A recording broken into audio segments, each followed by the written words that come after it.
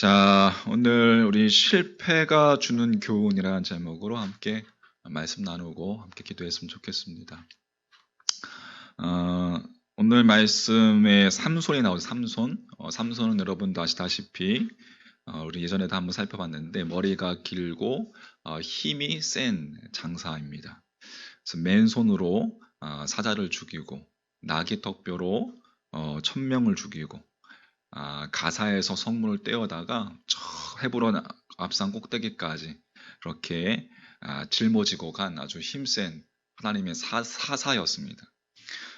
그러나 그의 삶과 그의 신앙은 정반대로 너무나도 신앙은 약했습니다. 자, 아무튼 이 삼손의 이야기는 그의 어머니 이야기에서부터 이제 시작이 됩니다. 이스라엘의 작고 힘없는 지파 가운데 하나가 단지파입니다.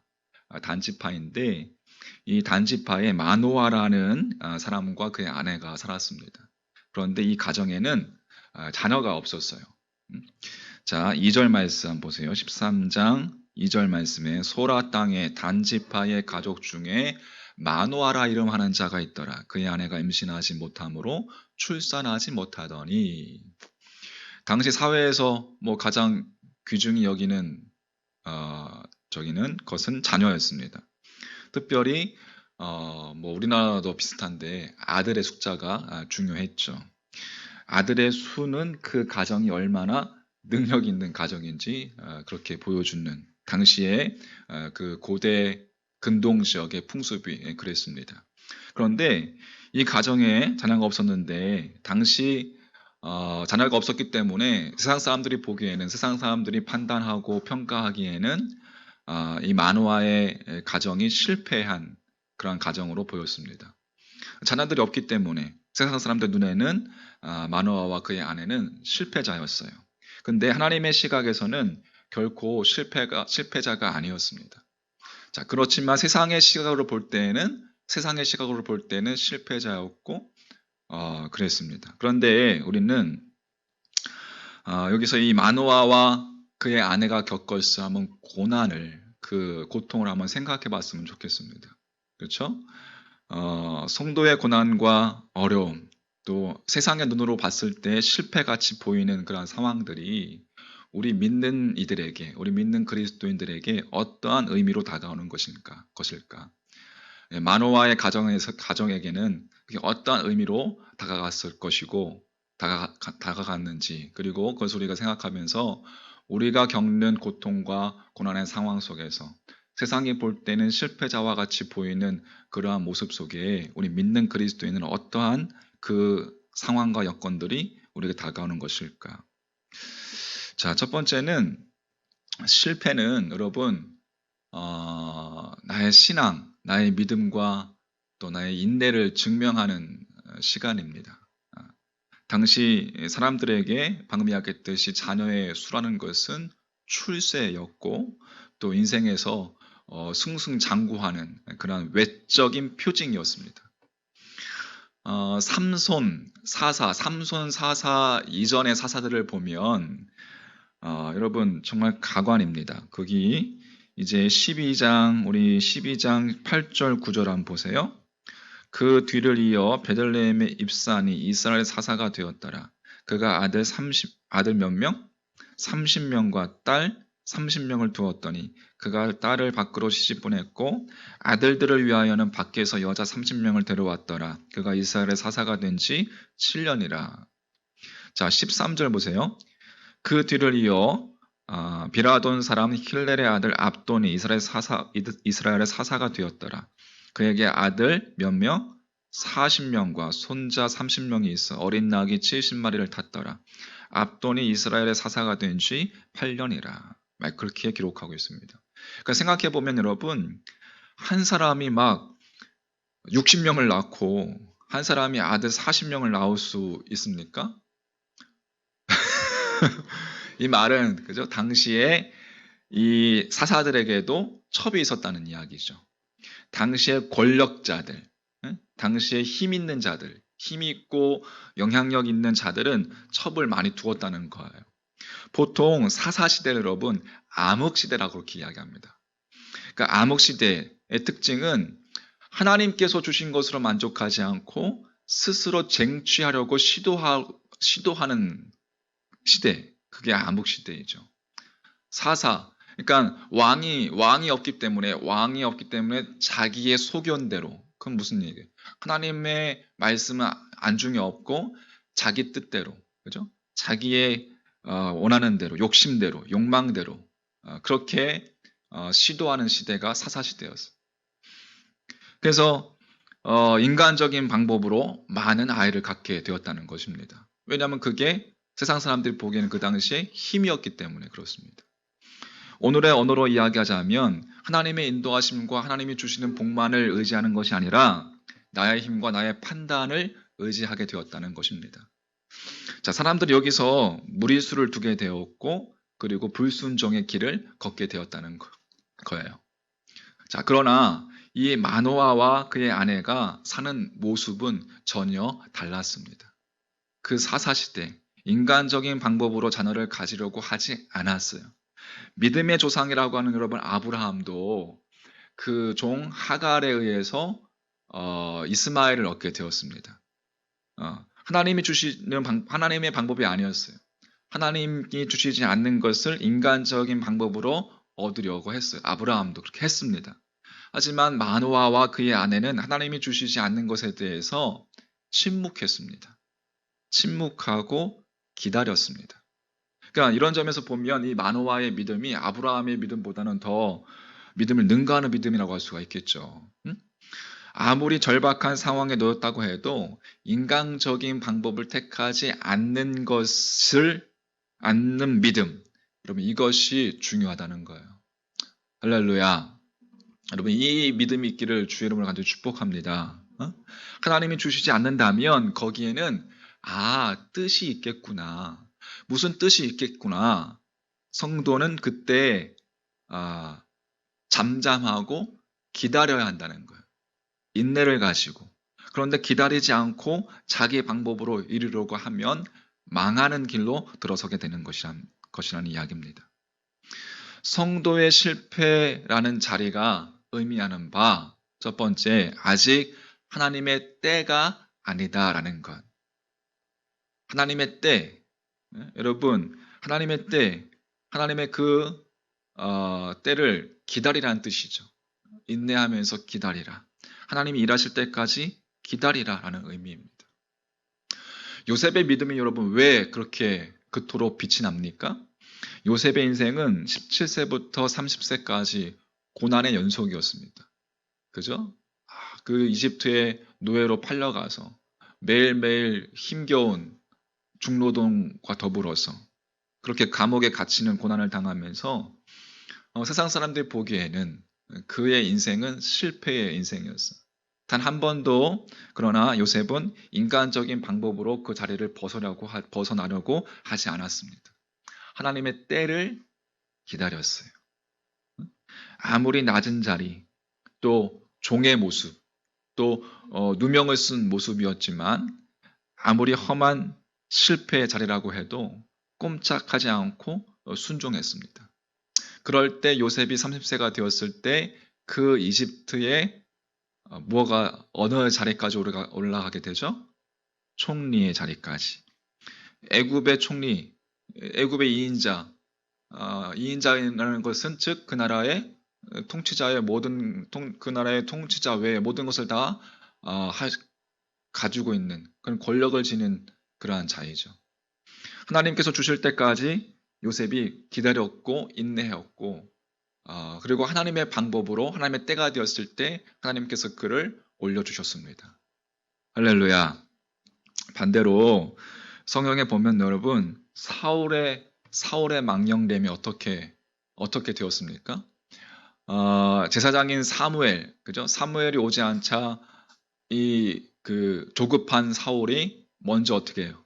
자기 마음대로 제사를 드리게 되잖아요. 그러니까 제사장만이 드릴 수 있는 그 제사를 자기가 직접 드리고 말았습니다. 기다리지 않았다는 거예요. 그러니까 인간적인 방법으로 모든 것을 풀어가려고 했던 것이 사울의 모습이었고 그때부터 사울의 삶은 망하는 길로 들어서게 된 것이에요. 우리의 모습이 소위 세상이 이야기하는 실패의 모습일 수 있습니다. 세상에서 이야기할 때, 에이, 그 논하는 것에 우리가 그것에 그 도마에 오르지 않을 수도 있어요. 그냥 아주 무시하는 그러한 모습일 수도 있습니다. 그러나 세상이 이야기하는 그 실패라는 것은 우리에게 있어서는 실패가 아니라 우리의 믿음을 증명하는 자리이다. 인내하는 자리이고 기다리는 자리이고 하나님의 뜻을, 하나님의 방법을, 하나님의 일하심을 기다리는 자리, 하나님의 뜻을 구하는 자리. 그게 우리 성도에게 주어진 실패의 자리의 의미이다. 라는 것을 잊지 마시길 주님의 이름으로 간절히 축원합니다. 여러분, 기도해야 합니다. 그리고 침묵해야 합니다. 그리고 성실하게 그 자리를 지켜야 합니다. 할렐루야. 그 찬양, 우리 이미준 선수 그 찬양? 기꺼이 죽게, 맞아, 기꺼이 죽게. 거기에 보면 이렇게 기다리라라는 이런 가사가 있잖아요, 그죠? 인내하면서 그 자리를 지키며. 여러분, 하나님의 넘치는 은혜를 맛보게 될 줄 믿습니다. 하나님의 때에 하나님의 일하심이 분명히 있다는 사실을 놓치지 마시기를 주님의 이름으로 간절히 축복합니다. 말이 막 혼나오네요, 막. 자, 두 번째는 실패의 자리의 의미는 부흥을 위한 모판이다. 여러분, 봄이 되면 별을 심잖아요, 그죠? 이제 별을 심을 때 그 별에 씨를 심지 않고 별 모종을 심잖아요, 그죠? 그 모종은 어때? 미리 하우스에서 모판을 통해서 어느 정도 길러 가지고 그것이 밖에 나와서 심겨질 때 살아남을 수 있는 그게 모판. 삼손이 이스라엘의 12번째 사사였어요. 사실 하나님께서는 이 삼손을 통해서 사사시대를 정리하고 그렇게 끝내고자 하는, 혼란스러운 사사시대를 끝내고자 하는 그러한 마음이 있었습니다. 다른 사사에게 주지 않았던 아주 엄청난 은혜와 또 능력을 삼손에게 주었기 때문에 강력한 하나님의 도구를 이 삼손을 통해서 그 사사시대를 끝내려고 했습니다. 그래서 그 삼손을 준비하기 전에 그의 어머니를 먼저 준비시켜 주셨습니다. 앞에서 이야기했듯이 고대 사회에서 아이를 낳지 못하는 여자는 죄인 중에 죄인이었고 조롱을 받았어요. 상상해 보면 이 마노아의 아내는 그러한 시대 속에서 한 번도 제대로 길을 펴고 살 수 없었습니다. 자, 그러면 하나님께서 왜 그러한 고통을 허락하셨을까요? 그것을 통해서 하나님은 철저히 낮아지는 훈련, 철저히 깨지는 훈련, 철저히 기도하는 훈련, 강해지는 훈련을 그렇게 시키셨다는 거예요. 모든 면에서 탁월한 사람들이 있습니다. 그런데 교만할 것 같은데 겸손한 사람들이 있습니다. 항상 자신을 낮추며 인생을 살아가요.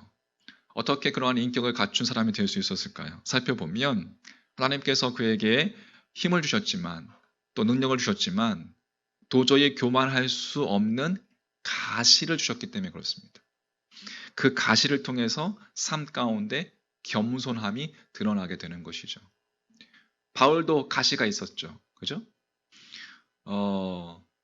축복에도 여러분, 축복에도 독이 있다는 거예요. 축복으로 인해서 영적으로 보면 나른해질 수 있고 영적으로 보면 그 축복이 도리어 독이 될 수도 있습니다. 축복에 섞인 그러한 독성을 해독하기 위해서 하나님께서는 성도에게 실패의 가시를 허락하실 때가 있다는 거예요. 그래서 뭐 하게 만들어요? 기도하죠. 기도할 수밖에 없죠. 여러분, 고통의 순간에 우리가 내 힘으로 해결할 수 있겠습니까? 무릎으로 나아갈 수밖에 없죠. 기도하게 만들고 정결하게 만들고. 하나님은 삼손이라는 이 위대한 사사를 세우시기 위해서 이 마노아의 가정 가운데 축복과 함께 가시를 주었다는 거예요. 고난을 주었다는 거예요. 그래서 기도하게 하시고 타락한 사사시대 속에서 하나님은 그 가시와 고난을 통해서 마노아의 가정을 순결하게 보존하셨던 것을 우리가 볼 수가 있습니다. 여러분 각자 인생 가운데 찾아오는 고난과 고통 분명히 있을 겁니다. 그죠? 우리가 뭐 인생이라는 것이 우리가 뭐 기쁘고 즐겁고 행복하고 이런 것보다는 고통이고 고난이고 힘든 게 인생이죠. 어떻게 보면 그게 더 인생에 차지하는 범위가 더 많다라고 생각해요. 뭐 테스 형? 들어보셨어요, 여러분? 세상에 이렇게 살기 힘든지 테스 형. 그쵸, 여러분. 우리의 근원이신 우리의 본질, 인간은 자신의 정체성을 찾지 못할 때 혼란스럽고 또 우리가 그렇게 살아간다 하지만 평안하게 살아가는 것 같지만 결코 평안하지 않습니다.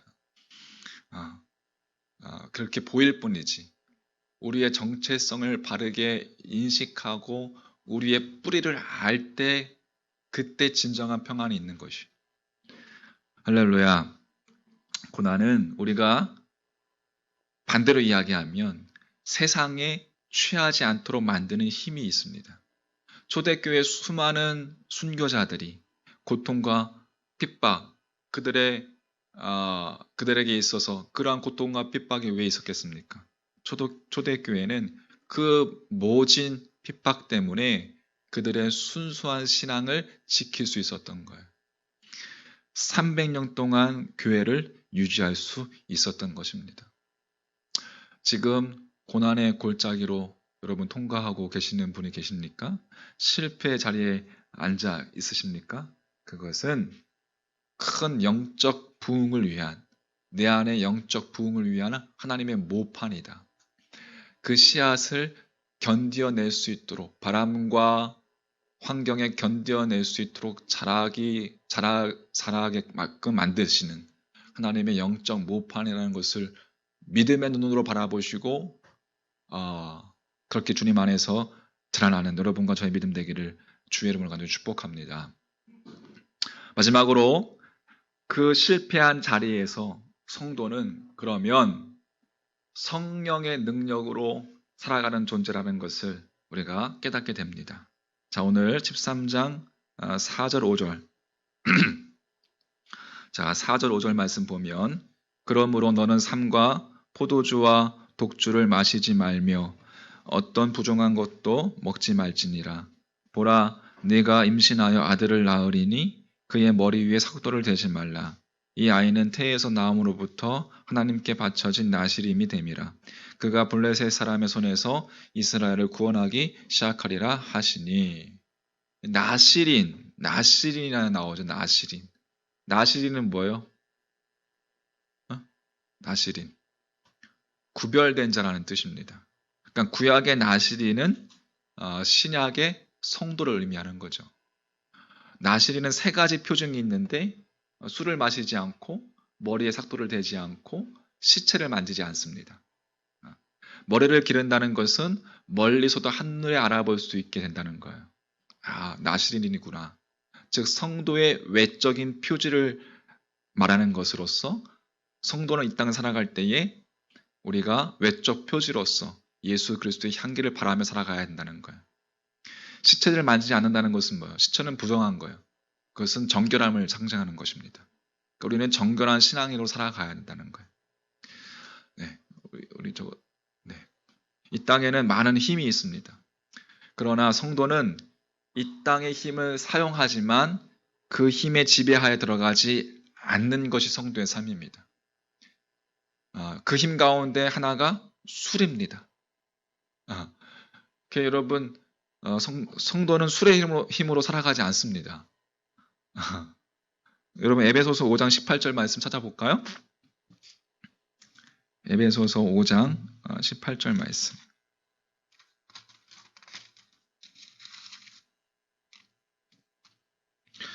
에베소서 5장 18절 말씀. 자, 같이 한번 읽어볼게요. 시작. 술 취하지 말라. 이는 방탕한 것이니 오직 성령으로 충만함을 받으라. 아멘. 네. 술을 먹고 안 먹고의 차원이 아니라 그것은 그게 구원의 문제와 상관이 있는 그런 차원이 아니라 오직 여기서 중요한 건 뭐예요? 성령의 충만함을 받아라. 할렐루야. 성령의 충만함을 받아라. 교회도 마찬가지예요. 여러 가지 수단과 여러 가지 방법이 있겠지만 저는 그렇습니다. 인간적인 방법으로 교회가 수가 늘어나는 것 글쎄요. 좀 그렇습니다.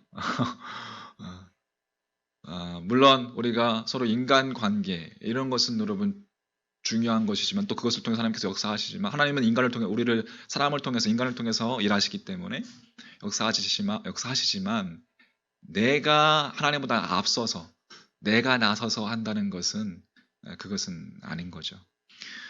교회는 성령의 능력으로 움직여야 합니다. 성도는 그게 우선순위입니다. 믿으십니까? 성도는 가장 중요한 성령의 힘으로 일해야 합니다. 성령의 능력을 의지하고 성령의 능력으로 삶을 살아가야 해요. 그러면 성령의 충만함을 받는 방법은 무엇이에요? 자, 사도행전 2장에서 답을 얻을 수 있어요. 사도행전 2장 말씀 한번 볼게요. 사도행전 2장 자 1절부터 4절까지 한번 읽어보겠습니다. 사도행전 2장 1절부터 4절까지 시작. 오순절 날이 이미 이름에 그들이 다 같이 한 곳에 모였더니 호련히 하늘로부터 급하고 강한 바람 같은 소리가 있어 그들이 앉은 온 집에 가득하며 마치 불의 혀처럼 갈라지는 것들이 그들에게 보여 각 사람 위에 하나씩 임하여 있더니 그들이 다 성령의 충만함을 받고 성령이 말하게 하심을 따라 다른 언어들로 말하기를 시작하니라. 아멘. 그들이 다 같이 한 곳에 모였다라고 되어 있습니다. 우리가 새벽에도 살펴봤지만 그들이 한 곳에 모였다는 의미는 이것의 언어적인 의미는 한 곳에 모여서 뭘 했다는 거예요? 기도했다는 것이죠. 기도할 때 그들이 다 성령의 충만함을 받았다라고 정확하게 우리에게 알려주고 있습니다. 그러면 성령 충만함을 받으려고 한다면 어떻게 해야 돼요? 함께 모여 기도해야 되는 거죠. 기도할 때, 하나님께 기도로서 순종할 때 성도는 성령의 능력으로 살아가는 우리들 가운데 성령의 능력으로 살아가는 존재라는 것을 우리가 깨닫고 우리들 가운데 성령의 충만함을 허락하게 하실 줄 믿습니다. 할렐루야. 우리 어머니들 많이 우리 이렇게 매주 이 수요 오전 시간에 여러분 기도하는데 여러분 이 시간을 그렇게 나실인 거룩한 구별된 시간으로 이렇게 삼으시고 카도시 거룩함 구별된 시간으로 삼으시고 그렇게 매주 이 시간을 하나님 앞에 올려드리는 여러분의 기도가 되시기를 간절히 소망합니다.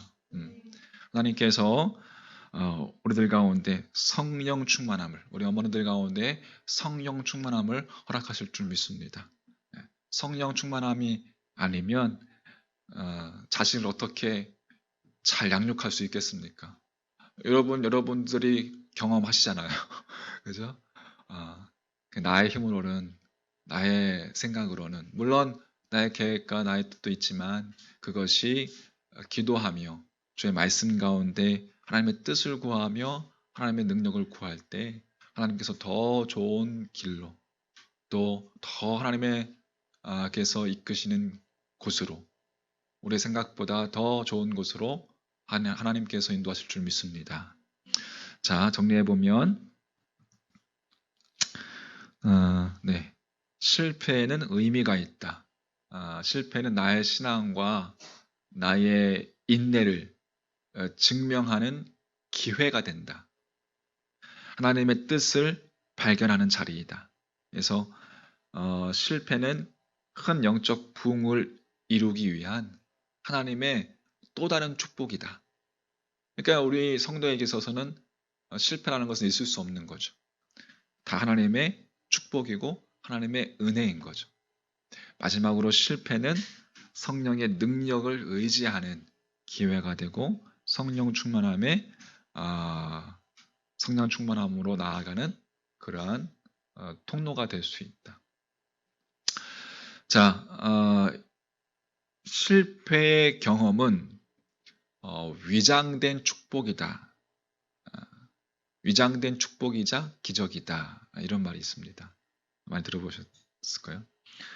하나님의 여러분 세밀한 계획 가운데 우리가 있다는 사실을 잊지 마시고 우리의 실패, 그것으로 인해서 여러분의 실패, 여러분의 고난과 고통으로 인해서 자기 본질에 대한 성찰과 주님 앞에서 내가 죄인이라는 고백을 통해서 우리에게 주시는 주님의 소명과 주님의 계획하심을 깨달을 수 있는 여러분과 저의 모습 됐으면 좋겠습니다. 우리의 관심은 세상의 관심은 늘 성공에 맞춰져 있습니다. 근데 그것에 물들어서 우리 그리스도인의 관심도 늘 세상에서 이야기하는 성공에 맞춰져 있습니다. 우리의 관심이 성공에 맞춰져 있는 한 우리는 하나님의 도구로 온전하게 쓰임받을 수 없습니다.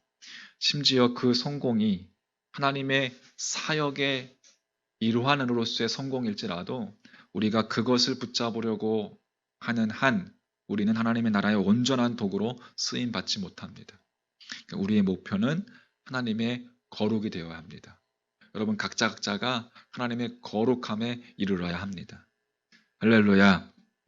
그렇게 하나님 앞에서 다시금 자신의 믿음을 발견하고 다시금 영적 부흥을 주시기 위한 하나님의 축복이라 믿고 나아가는 여러분과 제가 되기를 주님의 이름으로 간절히 축원합니다.